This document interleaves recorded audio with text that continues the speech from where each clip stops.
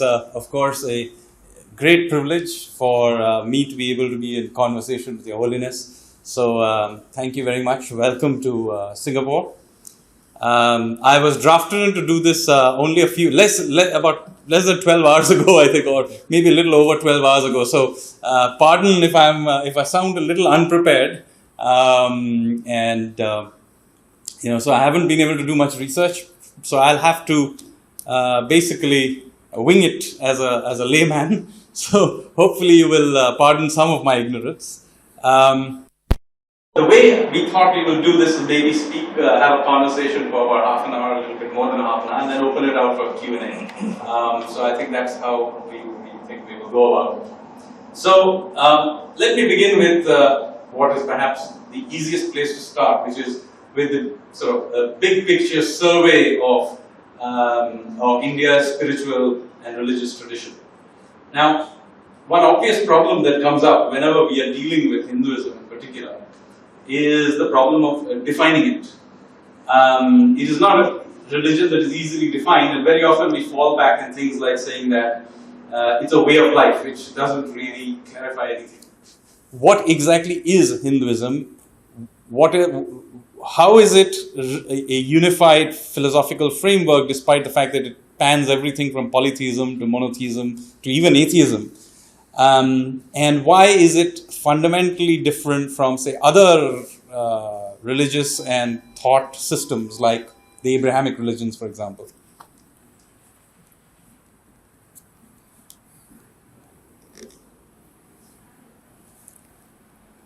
Thank you so much, Sanjay, and thank you, Olive, for giving me this opportunity to meet you all again.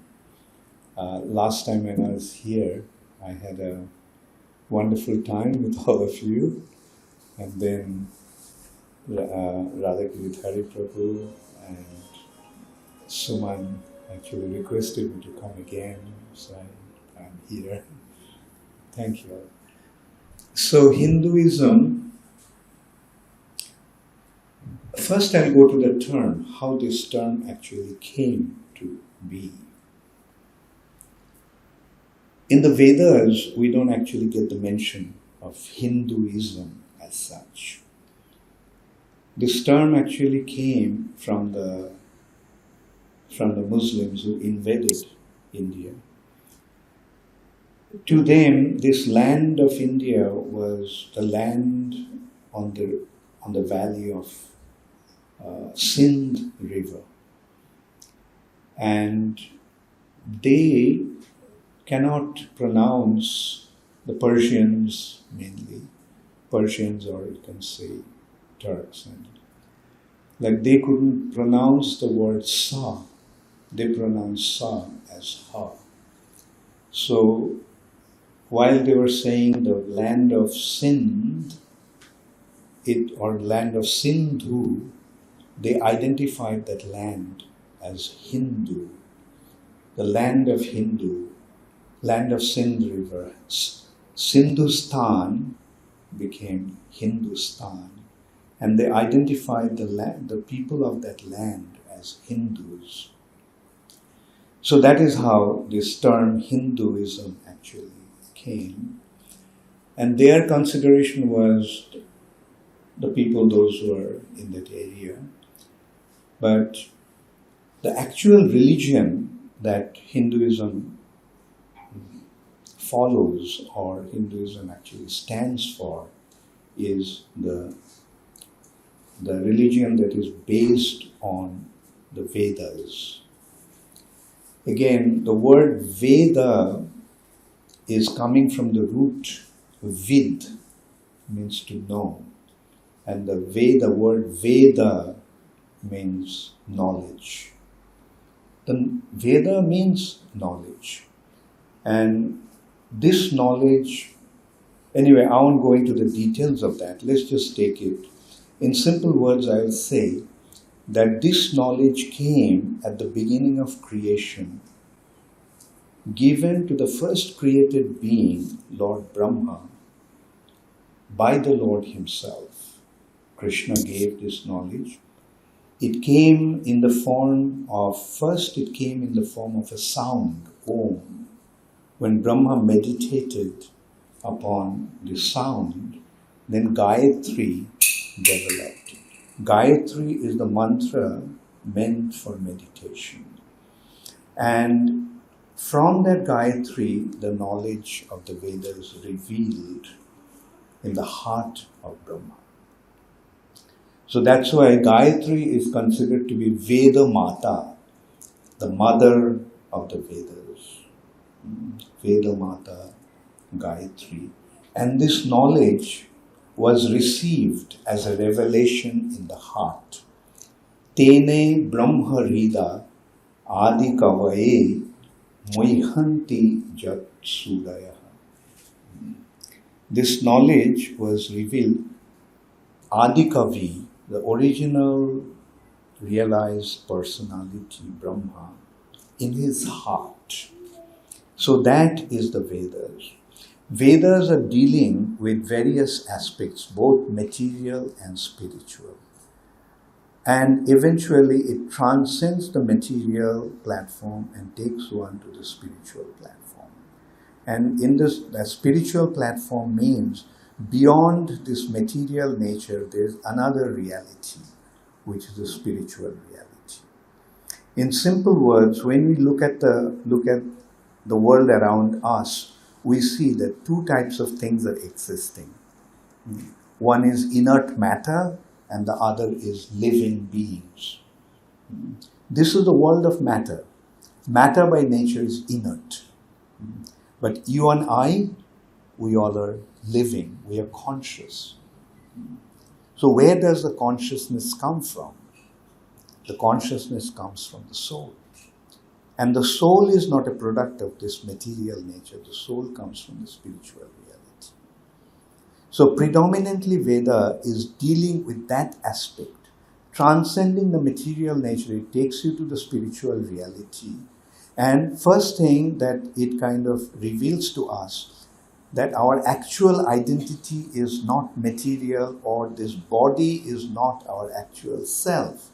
Actual identity. Our actual identity is spiritual. And that spirit soul comes from the another reality, the spiritual reality.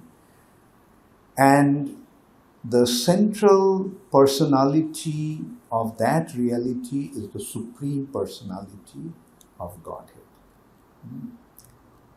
And we all are his parts and parcels. So there extensive informations had been given about that. If Sanjay wants, maybe we can get into that. But what I wanted to point out, that when you speak of Hinduism, we are actually speaking about the religion that has been established by the Vedas. Okay, here I'll take another 1 minute to point out what religion actually means. The Sanskrit word for religion is dharma. The dharma literally means the inherent characteristics of a substance. Like, for example, water is a substance. The characteristics of water is the dharma of water. Fire is a substance. The inherent characteristics of fire is the dharma of fire. Like water, liquidity. Fire, heat, light, and so forth. Now, similarly, Atma is an entity, and the inherent characteristics of the Atma, the soul, is the dharma of the Atma. And since the Atma is eternal, or Sanatan, therefore the dharma of Atma is also eternal and Sanatan. Therefore, when we speak about Hinduism, we actually mean the inherent characteristics of the Atma, and that is identified as Sanatan Dharma. The words that have been utilized or expressed in the Vedas is actually Sanatan Dharma, not the Hindu Dharma, or the characteristics, inherent characteristics of the soul. And the inherent characteristic of the soul, being a part and parcel of the Supreme Personality of Godhead, is to be connected to Him. And the process by which a living entity can become connected to the Supreme Personality of Godhead is the Dharma, Sanatan Dharma. And that is actually what Hinduism stands for. Thank you. Thank you. Now, I'm going to push you a little bit further on the same point. So, how is this way of going about it different, say, of other ways of seeing? For example, obviously, we are not the only religion in the world. Sanatan Dharma is one of many religions. Why is this way of seeking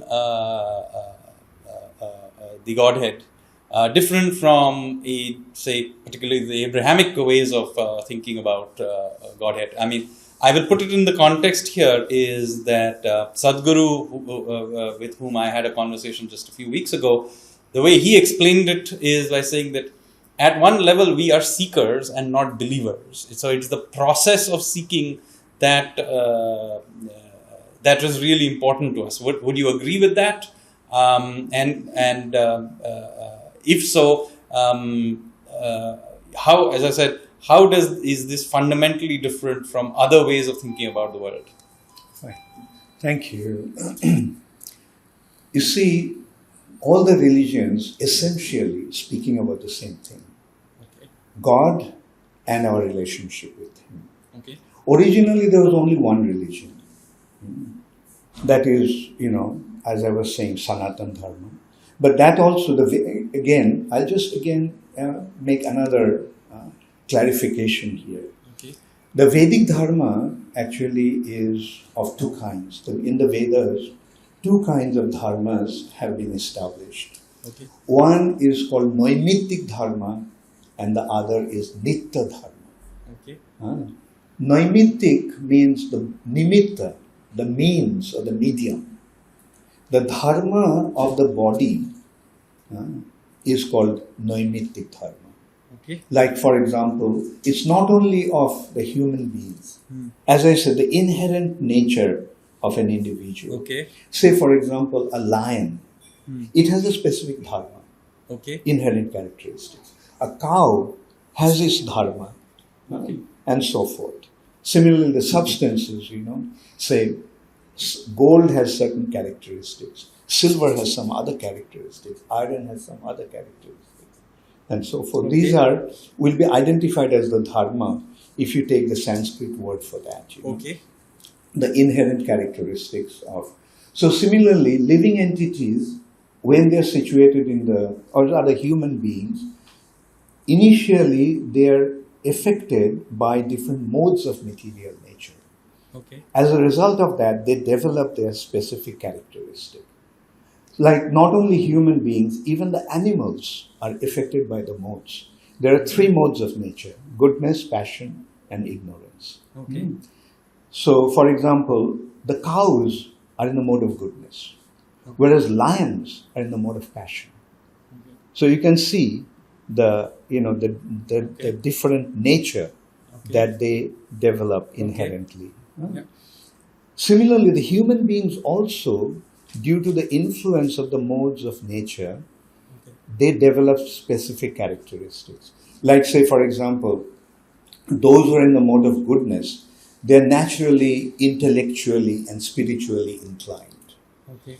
Those who are affected by or influenced by the mode of passion, they develop certain characteristics. Like, they like to fight, they like to dominate, they like to control, they like to administrate. Then, similarly, some others are influenced by the mixed mode of passion and ignorance. They develop certain characteristics, and those who are in the mode of ignorance. So this is how these different characteristics of an individual, based upon the influence of the modes on their physical condition, classifies different entities in different ways. So that has been considered as the Naimittik Dharma. Okay. But then transcending the bodily platform, when one comes to the spiritual platform, then he is situated in the Nitya Dharma, right? Okay. Where the thing is, that Dharma is principally his relationship with the Supreme Lord.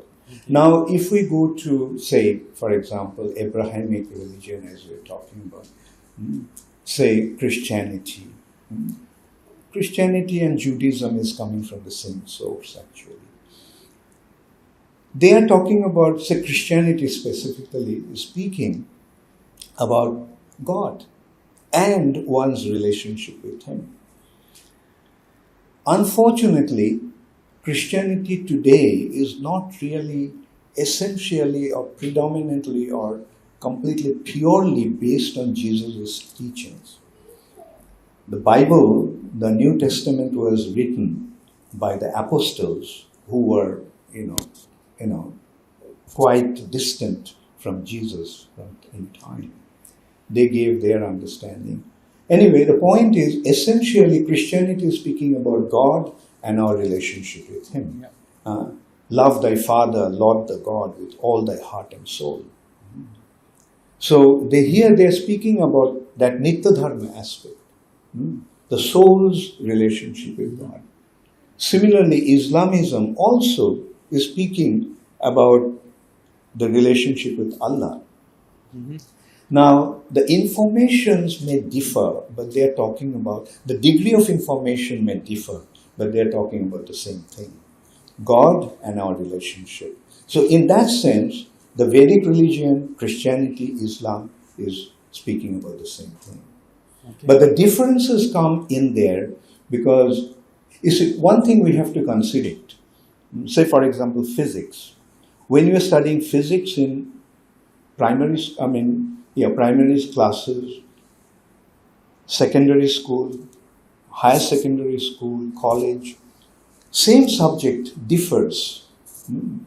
So similarly, the same subject, because of the recipients, the presentation apparently appears to be different, but essentially is the same subject. Okay. So I will say that essentially, if we go into the root of it, there is no difference between Sanatan Dharma that we are practicing, Islam, and Christianity. At times, I even say that if Jesus was here, Muhammad was here today, we could have a wonderful discussion among ourselves. Thank you. Thank you so much. So now I'm going to take up something that you brought up several times. The idea that each one of us, even or inanimate objects, have some inherent characteristics. Now, clearly those characteristics are different from different people to different things. Now, would you say that one of the important sort of goals or methods of Sanatan Dharma is about trying to understand one's own dharma, i.e. one's own characteristic, and therefore trying to live out that? Or is it the case that we are trying to, we have pre-decided that there are a group of characteristics that are worthy of being discovered, and so is this a case that I decide that these are that I have to look within myself and discover, am I a lion or am I not a lion? In which case, as you said, is it obvious that I should live a life in a particular way? Maybe I am a carnivore and I need to eat the deer. Then is that my dharma? Good. Yeah, thank you. Thank you. Now here, as you said, like whether the lion is going to question himself. Now that ability is not present in animals. But that's the wonderful aspect of human beings. Human beings can question, who am I? What am I supposed to do? And yes, a human being can question, like, what should I actually do? What do I actually want to do? Whereas the animals, they're simply kind of influenced by the modes and act accordingly. Like, a lion doesn't question whether I should become a carnivore or a herbivore, right? He has his inherent nature and he acts accordingly. Yeah. But a human being can consider, Okay. is eating meat good for me or not? Okay. Should I become a vegetarian or should I become a non-vegetarian? Okay. Is this going to be good for me and not? Okay. And therefore, the human being needs the guidance. Okay. And that guidance is kind of provided. In a civilized human society, that guidance is provided. Like more civilized it is, the more precise is the guidance. Okay. And in the Vedic culture, like as you were saying, like the characteristics of the body, characteristics of dharma of the body has been very specifically defined. For example, Krishna is saying in Bhagavad Gita, Chatur Varnam. The human society predominantly has been divided into 4 varnas or 4 divisions. Chatur Varnam Maya Srishtam has been created by me. Guna Karma Vibhagasaha. According to the influence of the modes of nature and according to one's inherent propensity. Like you can see, like everybody is not of the same type. Right. Human beings, every individual is different. Yes. And is different. Every individual has his specific characteristic or tendencies and natural propensities. And as I said, like the human society everywhere you can see has been divided into these 4 different classes. Intellectuals, rulers or warriors, traders, and workers. Like, which unfortunately in India took a distorted shape in the form of caste system, which has been done according to one's birth, designated according to birth, but it's not actually according to birth. It's according to one's natural characteristics. Like, for example, the father may be a doctor, but that doesn't necessarily mean that the son is going to be a doctor. The son has to, as a son of a doctor, he may get the facilities to become a doctor, but ultimately he'll have to become a doctor qualitatively. I mean, by qualification. He may not even be a good doctor. And he may not even become a doctor at all, right? So the thing is, it's up to the individual in what category or in what division he is going to fall. Yeah. So that is the division which is in a Naimittik platform.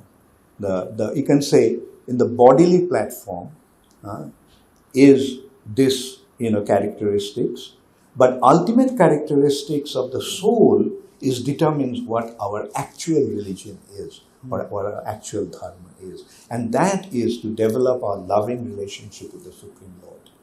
Right? As we find, see, Christianity is saying that love thy father, Lord the God. Islam is saying he is the supreme, accept him and surrender unto him. He is the only supreme. And similarly, we are also saying, the Vedas, ekam eva advitiya parama purusha. And that Parama Purusha, the Supreme Personality of Godhead, Krishna, in Bhagavad Gita is giving his final instruction. Sarva dharman parityajya, mam ekam sharanam braja. Giving up your so-called, dharmas or duties or responsibilities or characteristics, just surrender unto me. So in this way, he is making one transcend this bodily platform and come to the spiritual platform and become situated in the spiritual characteristics of Dharma. Now, so far the discussion that we were having is basically about the landscape of Hinduism in general. Now I'm going to get a little more specific about the various modes of doing it within Hinduism. Of course, I'm personally a Shakta. I follow the Devi worship format. Most of the people here, including Your Holiness, will come from the Vaishnav stream. Now, at some grand level, I agree that they all kind of merge. But it would be interesting if you can give us some feel of how these different schools, what are they trying to do, how are they trying to discover these inherent characteristics that the dharmas of each person, and how this is emerging. So perhaps you can give us some feel of what is this, what is it that each one of these streams is trying to really do in different ways, and how ultimately they all merge. Yeah, very good. Thank you. Thank you. Mm-hmm. Okay, when we say Shakti or energy or potency, along with that automatically comes the consideration of energetic. Whose energy? So the supreme source of energy is the Lord Himself. And His energy takes place or manifests in the form of two aspects. One is His internal potency and the other is His external potency. So His external potency is this material nature. And this material nature is identified as Mahamaya or Devi, who is manifest in the form of Durga, Kali, Annapurna, etc. This, and in simple words we can say Mother Nature. The Father is the Lord and the Mother is this material nature. And so, some child may be fond of the mother and some may be more fond of the father, right? So, those who are, fond of the mother, they are identified as Shaktas, the worshippers of the mother, worshippers of the energy of the Lord. Because they're the worshippers of Shakti, therefore they are identified as Shakta, Shaktas. And similarly, when one is the worshipper of the Father or the Lord or Vishnu, then he is identified as Vaishnava. So essentially, there is no difference, But the practice does. The practice, well, okay, good point. But before that, I will just come to that point. I'll make this point. When the father sees the son is attracted to the mother, the father feels happy. And when the mother sees that the son is attracted to the father, she also feels happy. Yeah. And eventually the mother wants the child to go to the father. And okay, now as you're saying that there are different practices, like these are actually called tantras. Okay. The theoretical aspect is called mantra and the practical application is called tantra. Now there are three ways of application of this tantra. Like one way of application and these three ways of tantric applications are based on three modes of material nature. Okay. Like for example, Sattva Tantra. Okay. The tantras that are based on mode of Sattva, goodness. Okay. Similarly, Rajasic Tantra, which is based on the mode of passion. And those who are in the mode of ignorance, they are called Tamasic Tantra. According to this Sattic, Rajasic and Tamasic, there are three different types of practices. Like as I said, like in the mode of ignorance, in the mode of passion, and in the mode of goodness. It will depend upon the inherent nature of the individual. He will be like a person, even when he is worshipping Shakti, if he is situated in the mode of goodness, his tendency will be to do it in the mode of goodness, and so forth.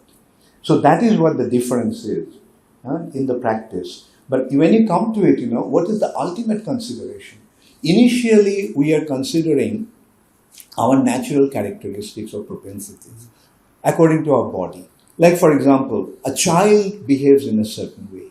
When he grows up, he behaves in some other way. According to his maturity, his tendencies differ or change.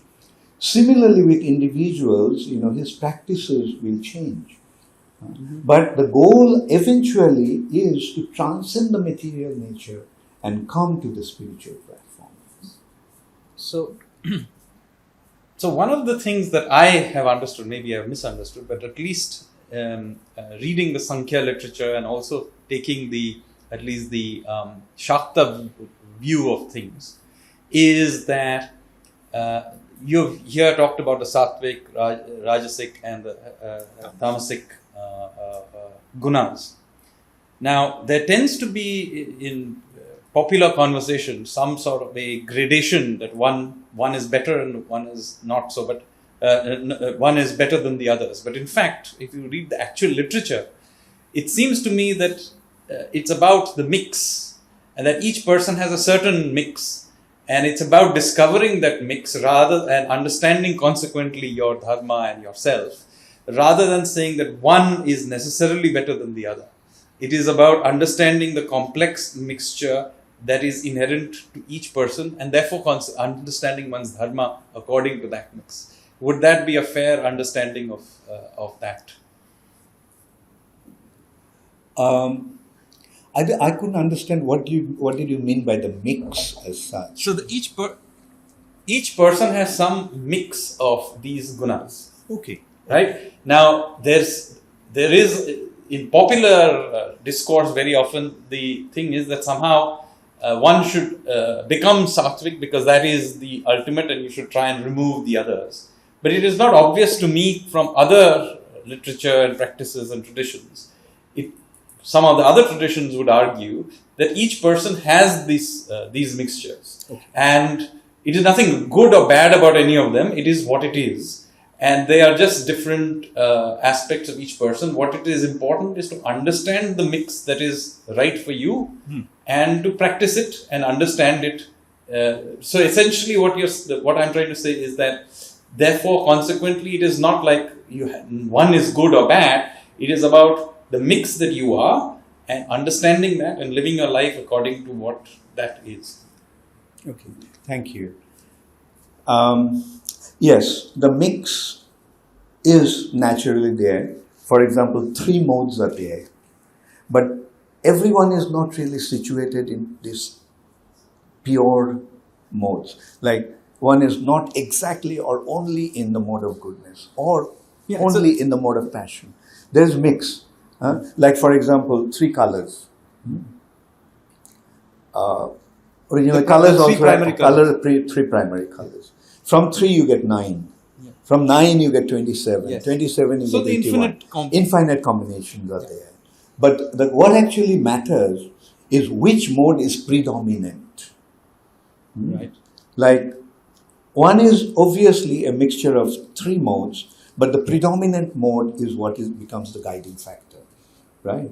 And then the main point here is, like I'm sure you are aware of it, the Vedic culture, very, very emphatically points out that you have to submit yourself to a teacher who is going to guide you. Who understands this. Who understands you and guides you to the goal. That you have. Yeah, exactly. Okay. Exactly. Like a student in a class. He doesn't decide for himself, what should his syllabus be. But is the teacher, specifically taking care of every single student and guiding him, towards the goal. Now I'm going to go to a specific, I'm going to make it even more specific as our discussion goes on. I think we have maybe at most another 5-10 minutes before we open it up. So I'm going to give you what may be a completely layman's view of reading the Bhagavad Gita. What I have understood from it, and may be completely wrong, is that it is really a discussion between Arjuna and Krishna about 2 ways of living your life. So you have, of course, Arjuna, who, as many of you will know, there is the earlier story, about him when he was a student. He was asked by Dronacharya, "Can you shoot this, clay pigeon on the tree?" And all of the others, they come, and they say, "I can see the tree, I can see the pigeon," And Arjuna comes and sees, I can only see the eye of the pigeon. So basically, he is the epitomizes a man who lives his life in a goal-oriented. I can only see the thing. And basically, he turns up at Kurukshetra and he is paralyzed because suddenly a purely goal-oriented way of thinking about the world suddenly breaks down on him. And then you have Krishna, who basically then says, Karmanne vadhikaraste ma phaleshu kadachana. Now, he's saying that the goal doesn't matter. What matters is what you do. Do not get paralyzed by the goal, but what you are doing your dharma.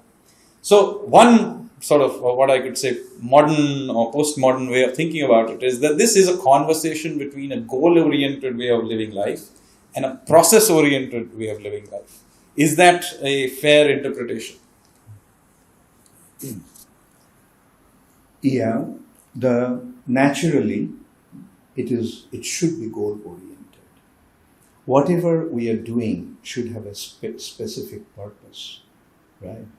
And when Arjuna is saying karmanne badhikaraste ma phaleshu kadachanam, Krishna is actually pointing out that Arjuna, just do your duty. Don't worry about the result. Rather, that part is the most important aspect, which is offer the results unto me. That means act on my behalf, act as my agent or act as my representative. Like this point has been further clarified by Krishna when he says, Jat karosi, jadas nasi, jat juhosi dadasi jat, jat tapushoshi konteya, tat kurusha madarvanam. I'm sure you know Sanskrit. Not particularly well, so you have to translate that. Yeah, no, I will do that. Jad karosi, whatever you do. Jad asnasi, whatever you eat. Jad juhosi, whatever you offer in sacrifice. Dadasi jat, whatever you give in charity. Jat tapasoshi, whatever austerities you perform. Tat kurusha madarpanam. Do it as an offering to me.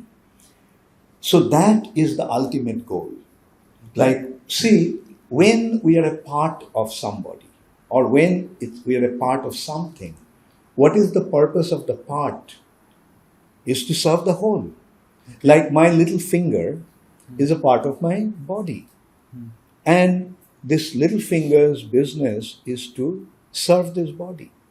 When this little finger becomes separated from the body, it doesn't have any utility, so to say. It's discarded.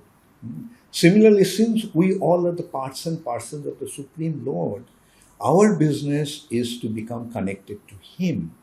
And the connection or relationship takes place through love. Therefore, the goal of our life is to love Him. And the love, again, is not just a word. Love is not just a, sentimental expression. Love is a real thing that is manifest in the form of service. Like the mother loves her child. The mother doesn't only say, I love you, I love you. The mother expresses her love through her action. She stays up through the whole night when the child is sick. She is thinking all the time how she is going to benefit the child or serve the child.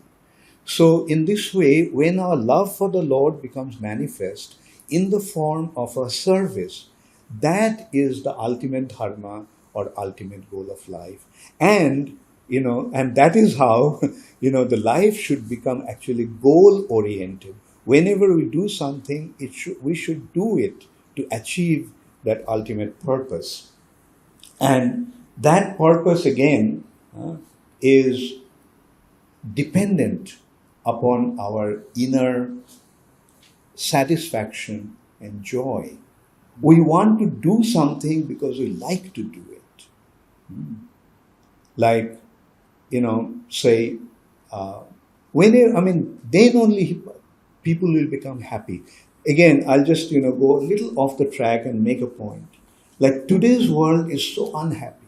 Practically everyone is unhappy. I meet a lot of people all over the world, and at the base of it, at the bottom of it, I can see that everyone is undergoing a tremendous stressful situation.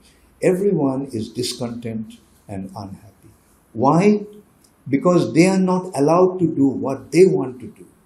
Their whole objective is what's going to bring them the maximum amount of money. Instead of their inner satisfaction, the goal of life has become how to make money. And as a result of that, they're ending up, becoming a disappointed lot. I think I'm running out of time, so I asked literally the last question, and before we open it up. You talked just now about love and action and how they merge and so on. Now, in this context, of course, in much of the literature, there is the talk about karma yoga, bhakti yoga, jnana. These are different modes of understanding the universe. Of course, here you talked about how they actually completely merge, and in fact, there is no difference really between them. Is that what you're trying to say, or if one is starting out as a person who's starting out on this search, is it a good idea to start from one of these paths before we move up? And if so, how does one discover what is the correct path for oneself? Yeah, as I pointed out earlier, like we need a guide. Okay. See, it is not that we have to decide for ourselves what path I should choose. The proper course is that a teacher, especially a spiritual teacher, guides us on the spiritual path. And he knows where we are and what we need. And accordingly, he guides us. Like the basic point is that everybody wants to enjoy. Everybody wants to enjoy.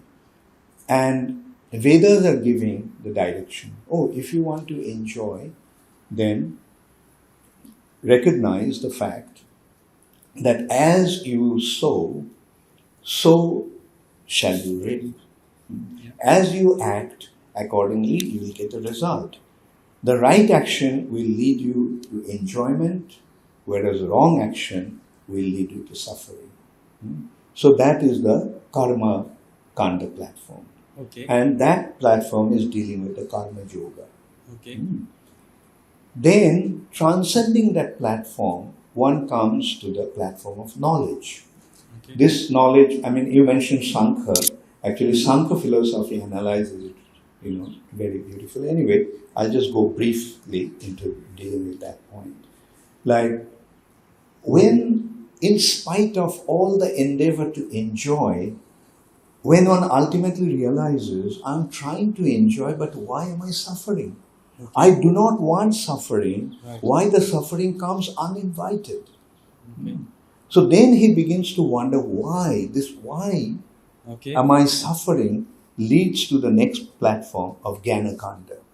Karma Kanda is leading to Jnana Kanda. Transcending Karma Kanda, one comes to the Jnana Kanda. Okay. And they're being dealt with different branches of philosophy. Vedas are dealing predominantly with 6 branches of philosophy of Saddarshan. Okay. The Karma Kanda is dealt with Karma Mimamsa or Purva Mimamsa. Okay. The preliminary conclusion. The preliminary conclusion is good action will lead to enjoyment, bad action will lead to suffering. Okay. The karmas will have its resultant reactions. Okay. And this is not necessarily an idea of reincarnation as such. That reincarnation is already there. Okay. Whether it's not only just in Karma Kanda, it is the fact. Okay. Just as, for example, Krishna is pointing out that just as this body changes from childhood to youth to old age, similarly, when one leaves the body, he takes up another body. But the point you're making here is not necessarily dealing with that. No. So the Jnana Kanda is dealing with 4 aspects of this philosophy, namely Naya, Vaisheshika, Sankhya and Yoga. leading finally to... So Nyaya is dealing with logic. Why am I suffering? Okay. And logically, it is establishing that this world is a place of suffering and this body is an instrument for receiving pain. Okay. Right? Okay. So, then it goes to what then is this world? Leads to Vaisheshika. This, perceivable world is actually a combination of atoms, minutest particles called Paramanus. So Vaisheshika leads to Paramanuvad. Then Sankhya analyzes the material nature with 24 considerations. 5 elements, 5 senses, 5 objects of 5 knowledge acquiring senses, and 5 working senses. Okay. So 20, then mind, intelligence and false ego, man, buddhi and ahankar, 23. Okay. Mahatattva, the basic ingredient for the material creation. With this, they analyze the entire material nature. Okay. 24 considerations. But then they're considering this material reality is a perceivable reality. It's an objective nature. Okay. But the object depends upon the subject to exist. Yep. Right? Without the subject, the object cannot exist. Okay. So who is the subject? I am the subject. I. Okay. This I could not be found in all this 24 consideration of analysis of material nature. Therefore, I is beyond material nature. So this is how, you see, Sankhya is transcending the material nature and bringing one to the spiritual platform. Okay. And then he's going into the spiritual consideration. 25th consideration is spiritual. But there are many I's and they are minute and many. Therefore, it must have a source. Yeah. So the Atma are minute and many, so they must have a source. And the source from where all the Atmas have come is the Param Atma, or the Supreme Soul, or the Supreme Personality of Godhead. Okay. Yeah. So then it is leading, okay, I am his part and parcel, so what's my relationship with him? Okay. So that is leading to yoga. Okay. Yoga means link or establishing relationship. Yeah. And then this yoga eventually is, through the process of yoga, one perceives the Lord in the heart as the super soul or Paramatma. And then comes the surrender. Because, when a small personality comes across a great one, then automatically his head bends down in respect and he surrenders. So when he surrenders to the Lord, who is the Father picks him up in his loving embrace. And then the loving relationship begins between the spirit soul and the Supreme Soul, God. And that is the final conclusion, which is described in Uttar Mimamsa, or final conclusion. I think I've monopolized His Holiness for long enough. So I'm going to open this up for question and answers. Questions, but based on the talk that we just had. So my first question is, you mentioned Krishna as the Supreme Being and Brahma being the first creative part. In the universe. In the universe. In this universe. In this and universe. there are innumerable universes. Okay. And every universe has a Brahma. Okay. But again, if I look at the chronology of Indian mythology, we had Ramayana and then we had Mahabharata, which is where Lord Krishna is introduced to us. So while we were reading Ramayana, the concept of Brahma, Shiva, Vishnu is already there. And Krishna actually comes later in the chronology of scriptures. So I wanted to understand a little more about when you said Krishna was the first supreme being who then created Brahma and then going forward.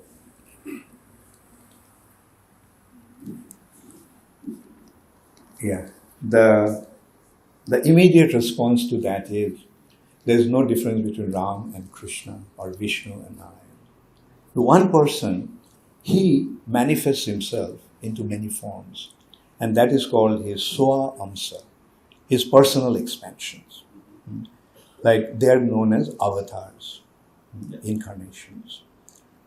And there are another kind of expansions. They're called Bibhinnamsas, like we all are. An example can be given. The sun, and one sun becomes many. So they all are retaining the same potency and same characteristics. So expansions of the Lord or avatars are like that. One sun, from one sun there is becoming many. Now, from the sun, innumerable rays are coming out. The rays are also qualitatively one with the sun, but quantitatively different.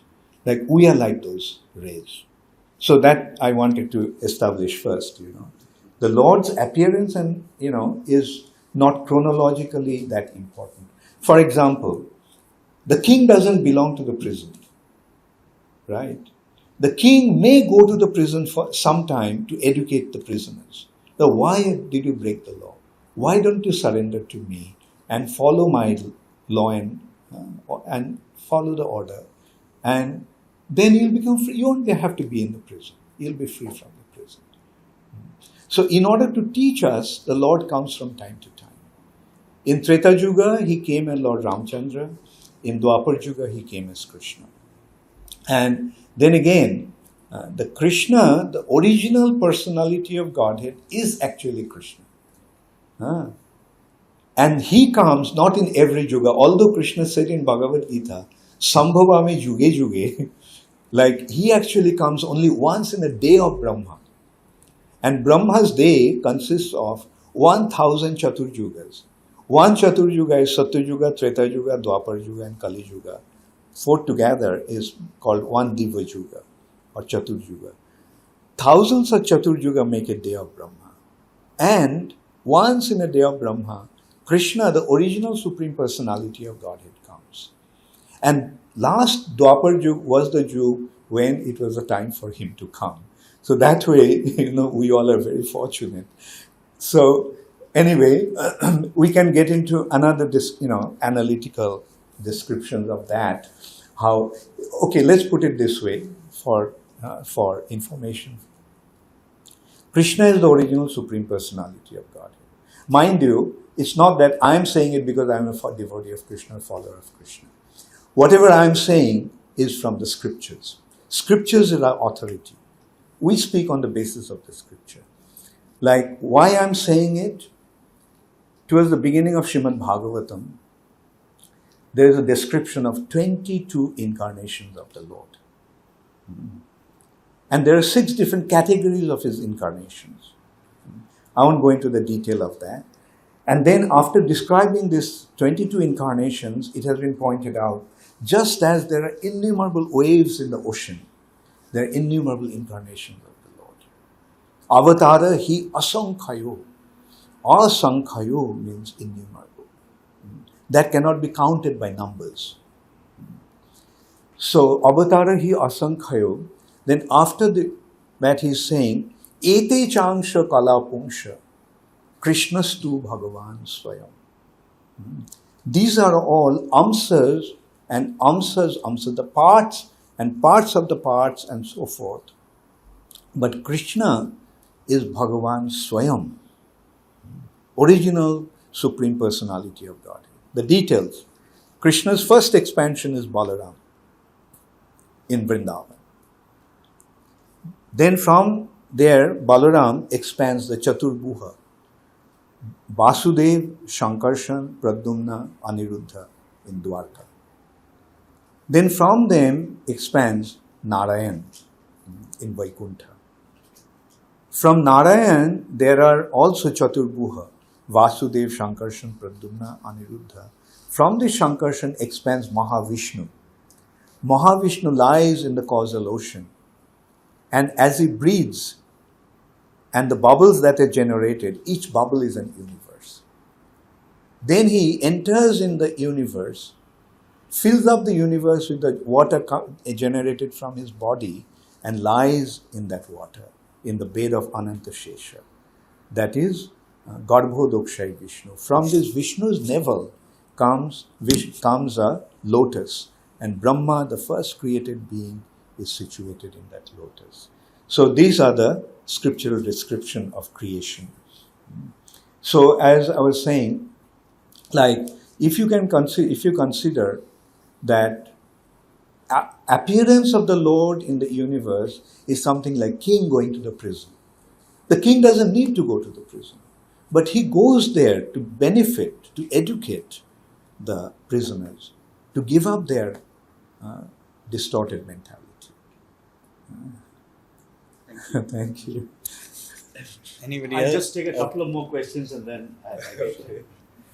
Okay, my next question was, you mentioned that the first words uttered by Lord Krishna to Brahma was Om, followed by the Gayatri Mantra. So by Gayatri Mantra, I'm assuming you're talking about Om Bhur Bhuva Suvah Tat Saviturvarenyam, that mantra. That's the preliminary Gayatri, Brahma Gayatri. But there are many Gayatri. Okay. So what is the significance of that in relation to the overall Vedic scriptures? Very good. Brahma is the first created being in this universe. When Brahma appeared, his condition is something like he just finds himself sitting there on a lotus and he doesn't have any recollection of his past. So he began to wonder, who am I? What am I supposed to do here? Then he felt that if he climbed down the stem of the lotus and reached the bottom, then he would find out who he was. And he did it for a long, long time, but he couldn't get to the end. He couldn't find the end. So eventually he came up again and he sat on the lotus. And he began to wonder, now what should I do? I tried to climb down and I couldn't reach the bottom. And at that time, he heard the sound. This sound was Krishna's sound of Krishna's flute. That sound of Krishna's flute actually appeared to be sounding like Om to Brahma. That Omkar that originally Brahma heard was the sound of Krishna's flute. And then as he saw, okay, let me just go deep into it. And then as he meditated on that sound, then the sound Om manifested in the form of the Gayatri, as you just mentioned. Om Bhur Bhuva Suvah Tat Saviturvarenyam. And as he further meditated on that, then the spiritual world was revealed to him. The spiritual sky was revealed to him. This has been very beautifully described in Brahma Samhita, Brahma's narration of his, exploits, you can say. He is seeing the spiritual world. It has been described as Chintamani Prakara Sadmasu, Kalpa Vriksha, Laksha Vritesu Surabhi Rabhipalayantam, Lakshmi Sahasra Sata Sambrama Sibbhamanam, Govindam Adi Purusham Tamaham Bhajami. So this knowledge was revealed in the heart of Brahma, not in the form of abstract knowledge as such. This knowledge, the transcendental knowledge was revealed in the heart of Brahma as a realization. He was actually transported to the spiritual world. And there he is seeing the spiritual world. Chintamani. The spiritual world is made of touchstones. There is a kind of stone or substance which is called Chintamani or touchstone. Or in material context it's called Parasmani. By its touch, any base material becomes gold. But that is the material aspect of it. Anyway, Chintamani Prakara Sadmashu, Kalpa Vriksha, it's a forest.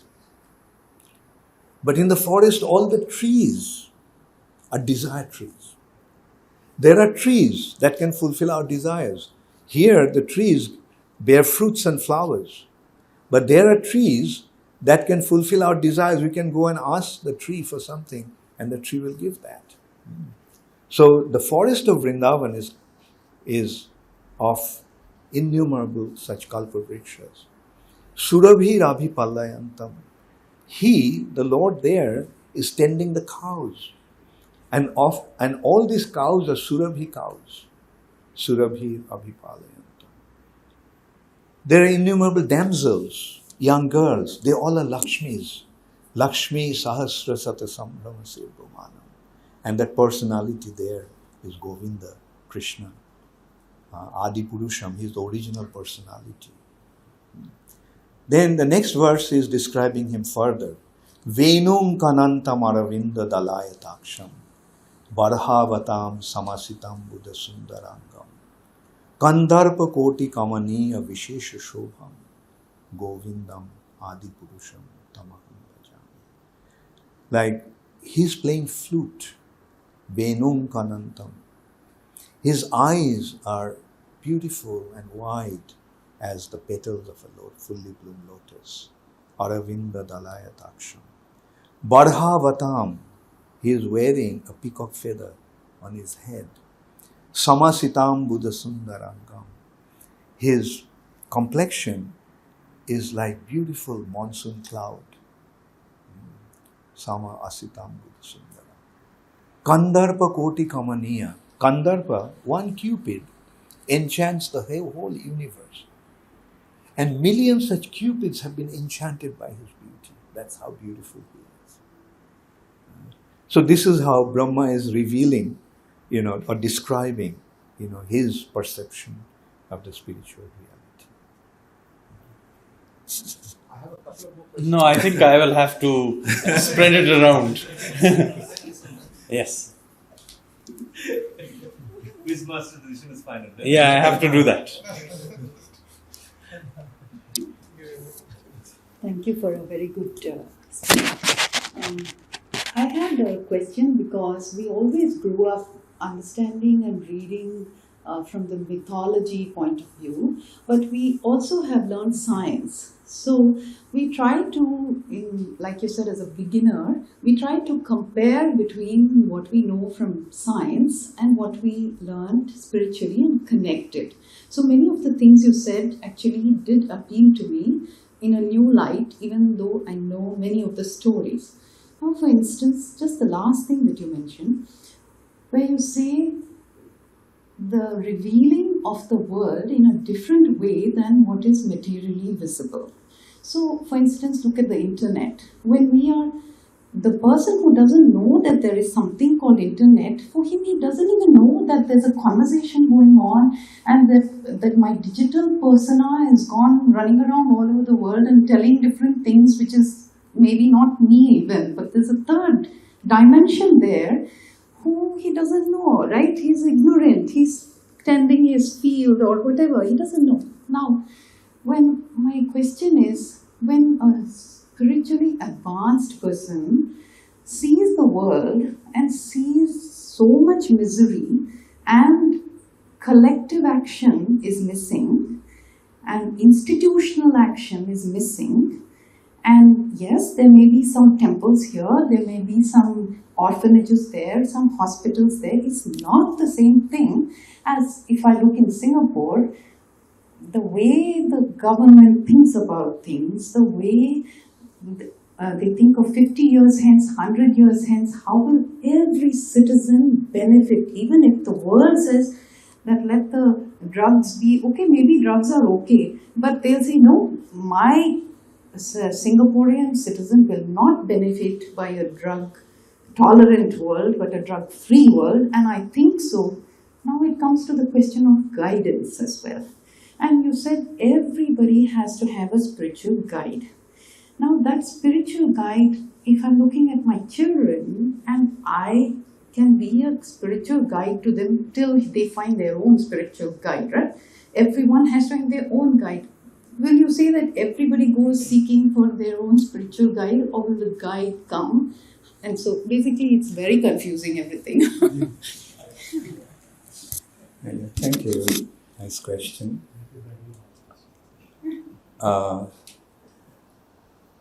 Maybe it's not quite to the point, but I'll make one point at the outset. Mythology. You know what it means? Myth means fictitious. And the entire Vedas to us today has become a mythology, right? Fictitious things, fairy tales. And the British have very expertly brainwashed us to think that way. Anyway, then why you call it mythology? The Vedas are science. Did I say anything that sounded like myth today? Then I think whatever I said is absolutely scientific. Rather, what is going on in the name of science is not really scientific. If you look at it, in last 50 years at least, do you know something? That there was no scientific development. It was only technological development. There was no scientific discovery in last 50 years. But it's going on in the name of science. Anyway, I don't want to get into that. Were you there in the last session? He actually made the point that I think it was Queen Victoria questioned one of the viceroys of India when he went there. Why didn't you get India to come to total submission? And he said that these people are situated in such profound culture and wisdom, it's very difficult to indoctrinate them. Then she said, then do something about that. And then they started educating the Indians. They sent their missionaries to establish their schools, and today, even after about 70 years after the independence, we are still following the British education system, rejecting our own most precious culture, most profound scientific knowledge. I'll give you an example. Vedas are dealing with different areas. Like, for example, there is one science called Ayurveda. Science of, you can say, life. Science of healing. Science of medicine. I was not aware of it until I got exposed to it. And today I found it so scientific that I established an Ayurvedic clinic where I am involved in China. Just give an example how scientific it is. The body is made of 5 elements. They are earth, water, fire, air, and ether. Out of these 5 elements, 3 are predominant in the human body. They are water, fire, air. About 3/4 of the body is water. The fire is there, that's why we have the temperature in the body. Right? And air we are breathing. Like these 3 aspects are the vital aspects of our health. And when they're in harmony, when they're properly balanced, the body is healthy. The ailment, sickness come when there is some imbalance. And those imbalance causes three things. Water aspect creates kapha, mucus. Fire aspect causes bile, and air aspect causes bile. And all the diseases fall in these 3 categories. And see how scientific it is. They just feel your pulse with these 3 fingers, and they figure out which element which element needs healing. That's one aspect, And then the other aspect of this Ayurveda is that for every disease, nature has provided a cure. So they master the art of finding out for which disease, what is the cure. And I tell you, it's the most scientific.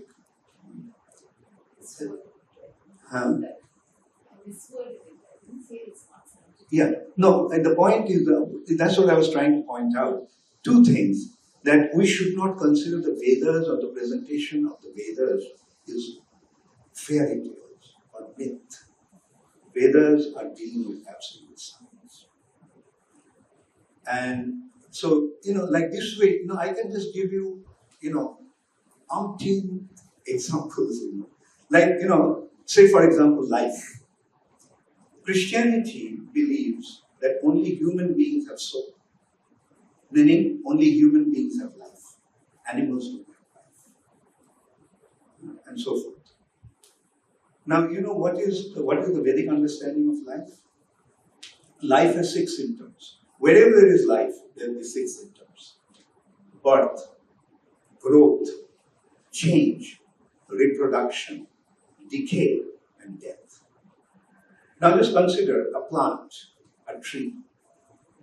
A seed falls on the ground, is born into a seed. Change, it grows, and growth, it changes, it grows. From a tiny little seedling, within few years it becomes a huge tree. Growth. Then changes.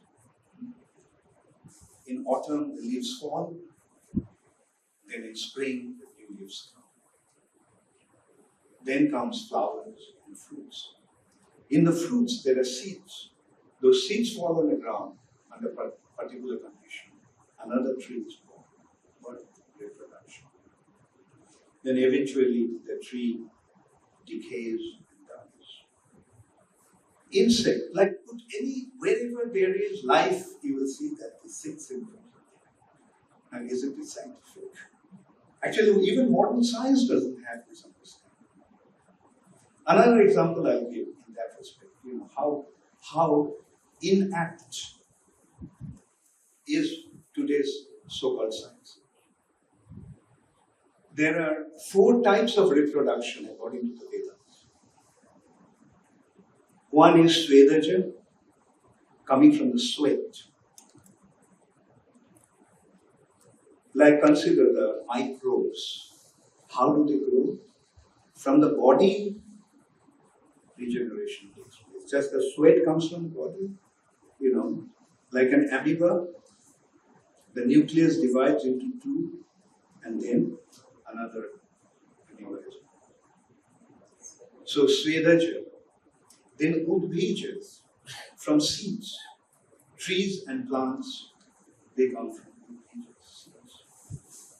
Andaja, insects, reptiles, birds, they come from eggs. And then Chauraja, from embryo, animals and humans follow that. So there are 4 types of reproductions. Like this is how scientific the Vedas are. The information are profound, most profound.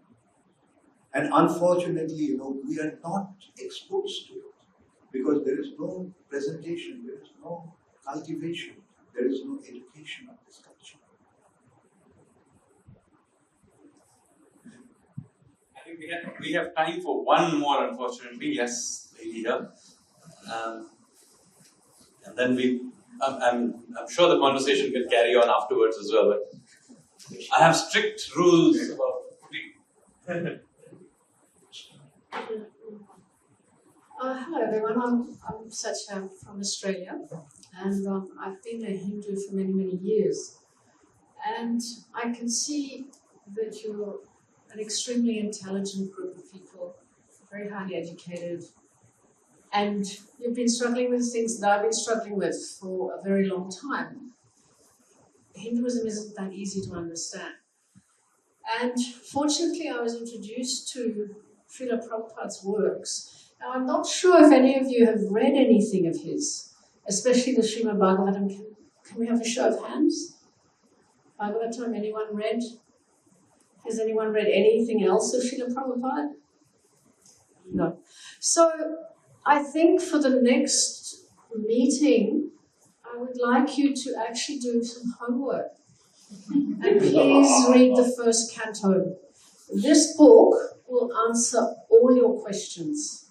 And it will put it very beautifully in beyond scientific. I mean, it talks about the transcendental world that we only usually think about of materiality.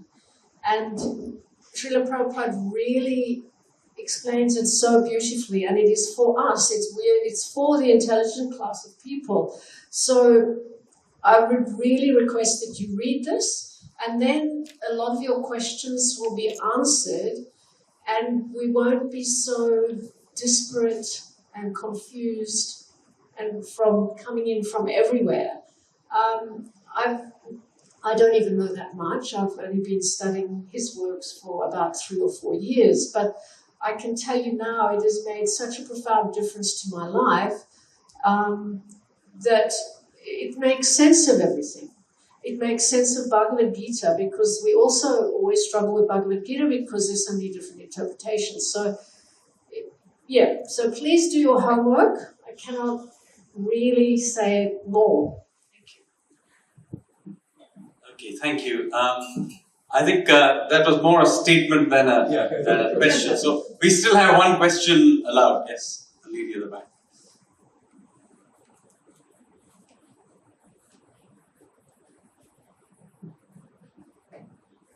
So we've been talking about a lot of profound stuff in the past hour or so.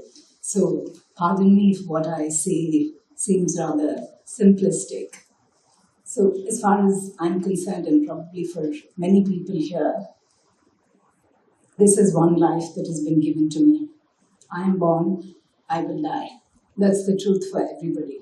And in this one life that I have been given, I live it in such a way that I'm in harmony with myself, my fellow human beings, and nature around me. And I just live this life. I don't seek, I don't search, I don't ask questions, I don't have a guru. I just am, I will just be. And as a being, I try to lead a life which is in harmony and in peace with myself, my fellow human beings, and with the environment around me. Is that enough? Does that make me any less of a person than a searcher, a seeker? This is what I want to ask you. You're asking this question to the wrong person. Okay, I'll just give you my example.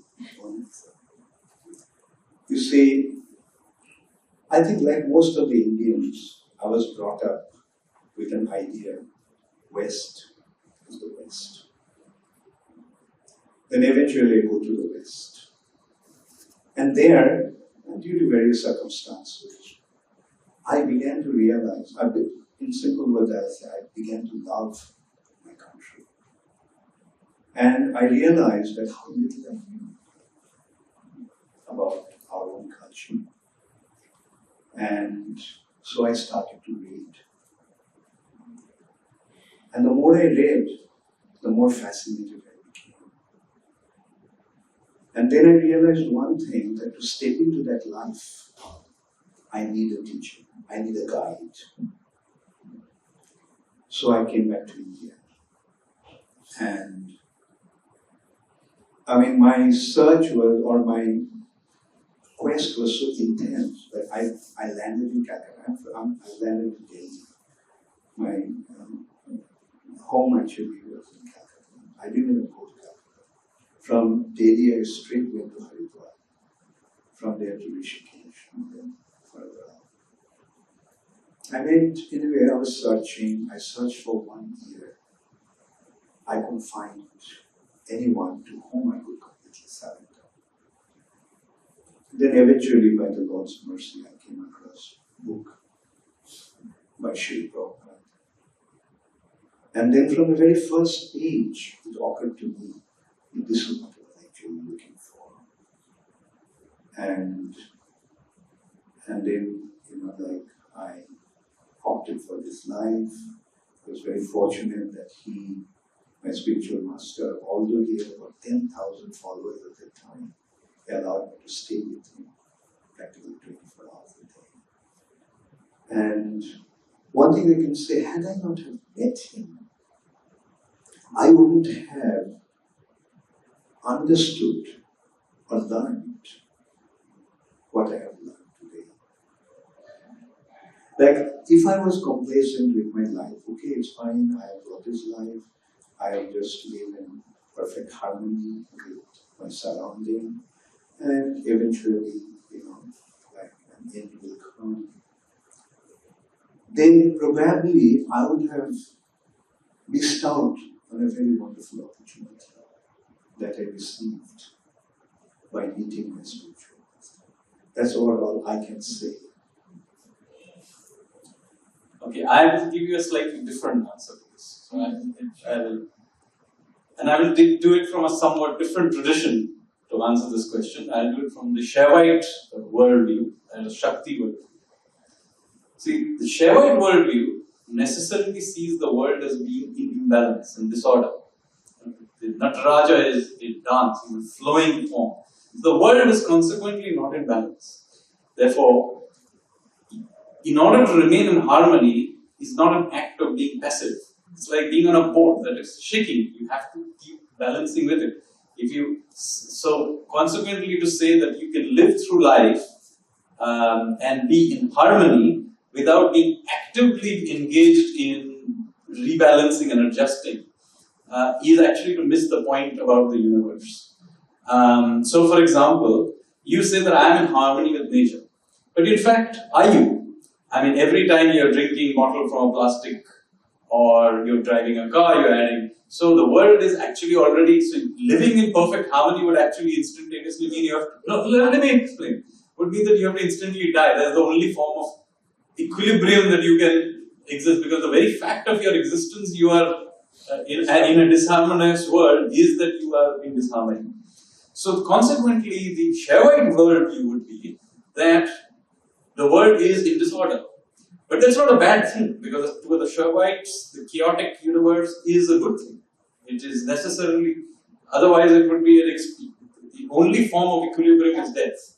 And so, to live life actively is a very important thing. And consequently, being aware of this, since it is an active, since it requires action, therefore you need to understand what on earth that action that you are doing is, and you have to think about it. To live oblivious of it means that you are actually not in harmony at all. What I'm saying is, when I say harmony, I don't mean perfect harmony. I mean to the extent possible. No. So the point is, it may not be in harmony. It is ignorance. It's not a passive life at all. It is actually an active life. But I'm not, going about saying, oh, let me search, let me see. I make mistakes. So the point is, that is fine. That is your own search. That is maybe the way you are defining it, but then you are actually doing what is being discussed here, that you are just doing it in a different way. I mean, the whole point in the beginning was that Hinduism allows many ways of searching. You are saying you are not searching, but you have just said that you are, because you are continuously thinking about how you are going to remain in that harmony. Maybe that is your stream of Hinduism, and it's, from Hindu perspective, a perfectly valid way of leading a life, incidentally. There are entirely atheistic streams of Hinduism which are considered orthodox as well. So it's not like they are. So the word Nastika, incidentally, does not mean atheistic, because there are Astika schools which are atheistic. So that is not the point being made. The point being made is that you have to actively think about your place in the world and adjust yourself to it. And any action that you consequently take has reactions and outcomes and other things. So, therefore, you need to think about it. And that thinking is what the Vedic religion is about. And so, you are, in your own way, actually mimicking it without knowing it. And in the end, you are also a product of the universe you live in. And the things, your thoughts, you think, which is what is good and what is bad, what is right, is ultimately coming from that. All that the Vedic religion is asking you to do is to actively think about it, and not to be pushed around along with it. That's all. Sorry, I took up your. I think he had a question. Yeah. Maybe that can be the.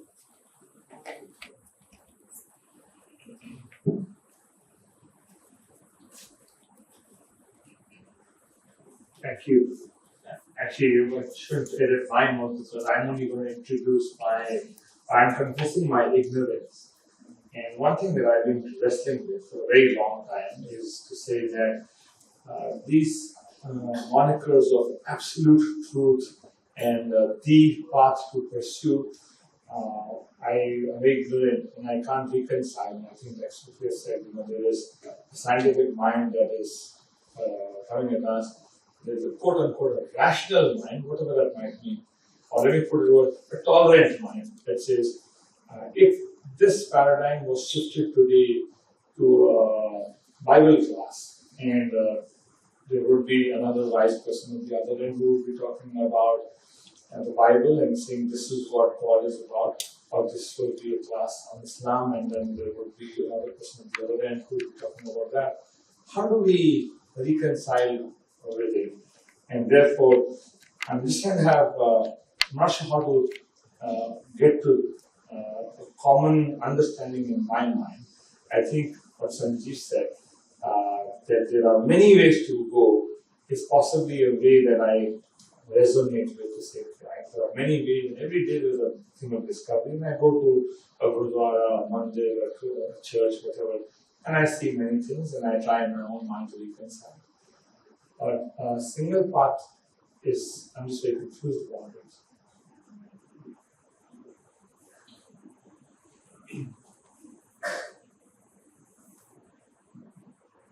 You see, every subject, every topic has different levels of understanding. As I was giving the example, like physics in high school, and physics in college, and physics in postgraduate course is not the same. But in order to study that subject, one has to be interested about it. Right?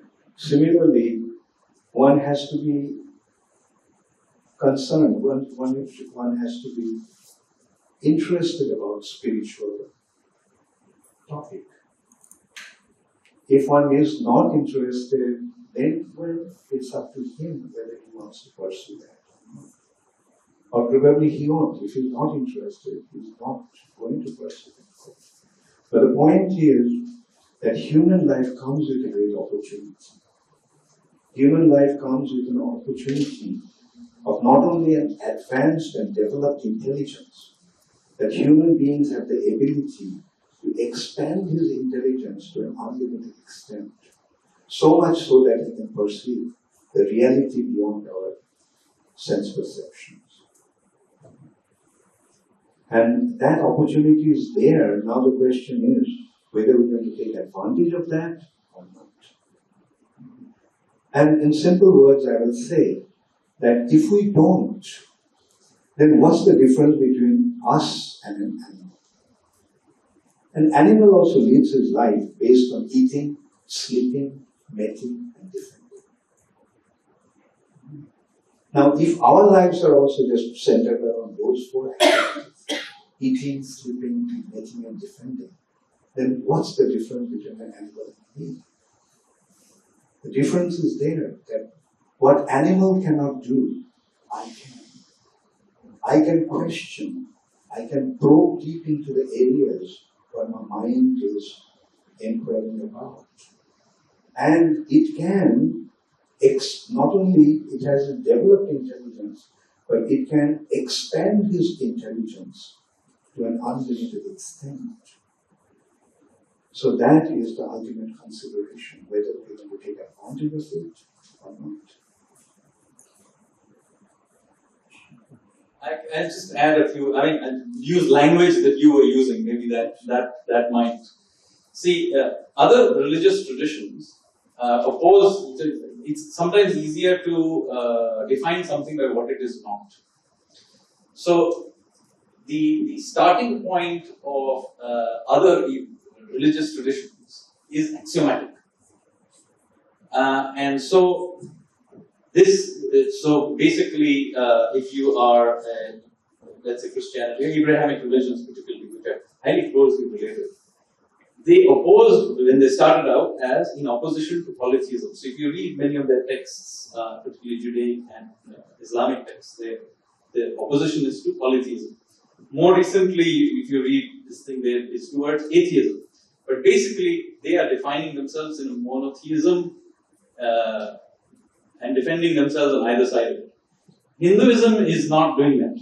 The thing that we are defining ourselves as not being is nihilism. So we do not, so the problem is in not being interested in the subject, which he said. The first thing you have to be interested in is the subject at all. And Hinduism is arguing is that not so much the particular answer you come up with. So its opposition is not to monotheism and polytheism, because in Hinduism many versions of it exist. So what Hinduism is not is a saying that it's a answer. It's a what should I say? Its opposition, its opposing force is nihilism. The idea that you can go through life without having contemplated it. That is, I think, perhaps what His Holiness is trying to say. Does that kind of make sense? I think only thing is that my contemplation is, I'm just questioning that should my contemplation lead to say that there is a name, and whatever that name is. Yeah. So I don't argue with that. So somebody will call it Ram, Rahim, Krishna, whatever that name is. Yes. That I have to get to that. I just call it God for simplicity. That's all. So that is not the part that I am contemplating. I'm just saying that in terms of the absolute truth, that what is the absolute truth? This one being, with that supreme being and all that, that is there. And the method as to how to go about that. And there could be many in following that. Or is there only a single channel to get to it, to a single... Good.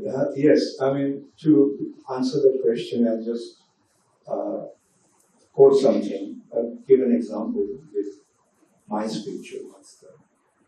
When he was in New York, once a Roman Catholic priest came to see him and asked him, why are you converting the Christians into Hindus?